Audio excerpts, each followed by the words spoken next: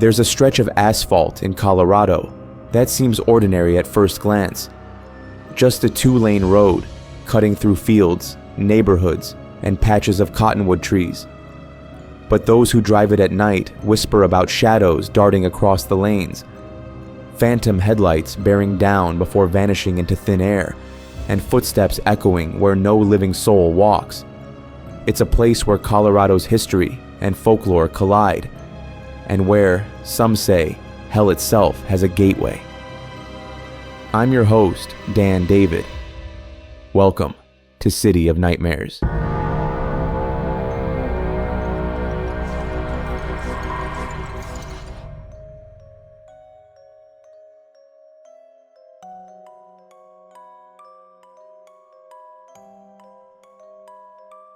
Adams County sits northeast of Denver, forming a vital part of Colorado's bustling Front Range urban corridor. Established in 1902 and named for Alva Adams, the state's former governor, the county spans over 1,180 square miles. As of the latest estimates, it's home to more than 500,000 people, making it one of Colorado's most populous counties. The region is a blend of urban sprawl and rural remnants. Cities like Thornton, Brighton, North Glen, and Commerce City have grown rapidly, fueled by the booming Denver metro economy. Industries here range from manufacturing to agriculture, oil, and gas, and the bustling logistics hubs along Interstate 70 and Interstate 76. In Commerce City, the massive oil refinery is a reminder that industry still beats at the county's heart, while neighborhoods sprout on land that was farmland only a decade or two ago. But there's another side to Adams County. A darker side that emerges once the sun dips below the horizon.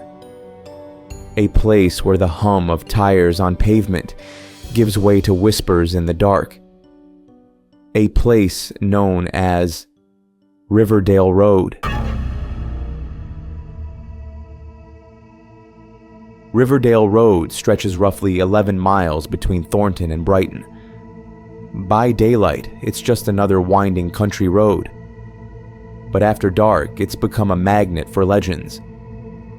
Locals have passed down tales of apparitions, devil worship, and tragedies that echo through the decades. One of the most persistent stories centers around a mansion that allegedly stood off Riverdale Road decades ago. According to legend, a man set fire to the house, murdering his wife and children inside. Some say you can still hear the screams of his family as you drive past the location where the mansion supposedly once stood. No definitive records confirm that the mansion ever existed, but that hasn't stopped the stories from thriving. Drivers often report ghostly figures along the roadside. A frequently mentioned spirit is a woman in white, believed by some to be the murdered wife, wandering the shoulder in search of help that will never arrive. Others have spoken of ghostly children running across the lanes, vanishing before impact. Perhaps the most chilling tale involves the so-called Jogger's Hill. The story goes that a jogger was struck and killed by a car along Riverdale Road. To this day, some people claim they felt an unseen presence bump against their car, or heard footsteps running alongside them, even when there's no one there. Phantom vehicles also appear in local lore. Headlights racing up from behind, only to vanish without a trace.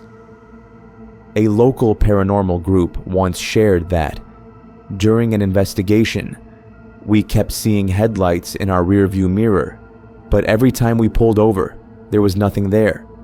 No cars, no sound, just the dark road stretching behind us. But Riverdale Road's reputation dives even deeper into the supernatural. Rumors persist of satanic rituals in the woods along the route. Some say a rusted gate hidden among the trees marks a portal to hell. A 2019 article from the Denver Post noted how Riverdale Road has become a favorite destination for ghost hunters and urban explorers, drawn by tales of cult activity and a lingering sense of malevolence. Despite its sinister reputation, thousands of cars travel Riverdale Road every day without incident. But for those who felt a chill crawl up their spine while driving it alone at night, Adams County's haunted corridor remains a place best avoided after dark. Because sometimes, even amid Colorado's modern sprawl, darkness clings to forgotten places and waits for anyone willing to take the drive.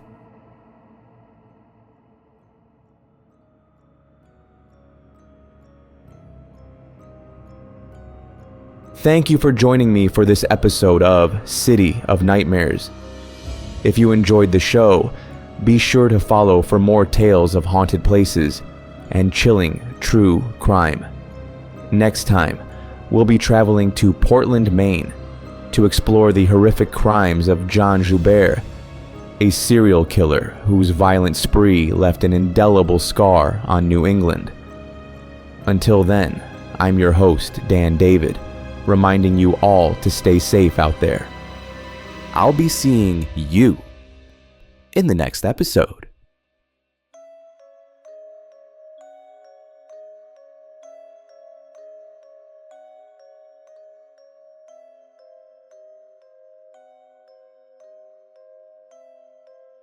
Nope.